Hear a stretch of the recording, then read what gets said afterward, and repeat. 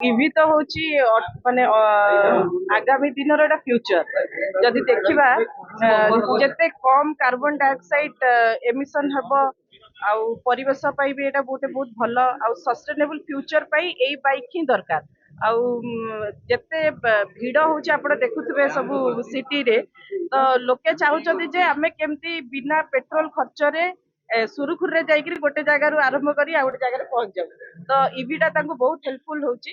ତ ଆଜି ଯୋଉ ବରମୁଣ୍ଡାରେ ମ୍ୟାଟର ଇନାଗୁରେସନ ହେଇଛି ବହୁତ ଭଲ ଲାଗୁଛି।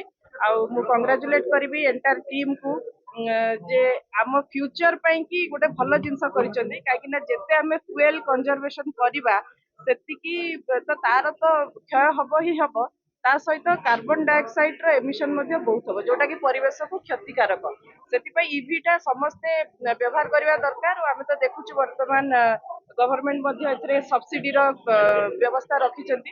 ତ ଜେନ୍ ଜି ଙ୍କ ପାଇଁ ହଉ ବା ଜେନ୍ ଆଲଫାଙ୍କ ପାଇଁ ହଉ ବା ସିନିୟର ସିଟିଜେନଙ୍କ ପାଇଁ ହଉ, ସମସ୍ତଙ୍କ ପାଇଁ ଇଭି ଗୋଟେ ବହୁତ ଭଲ ପ୍ରଡକ୍ଟ ବୋଲି ମୁଁ ଭାବୁଛି।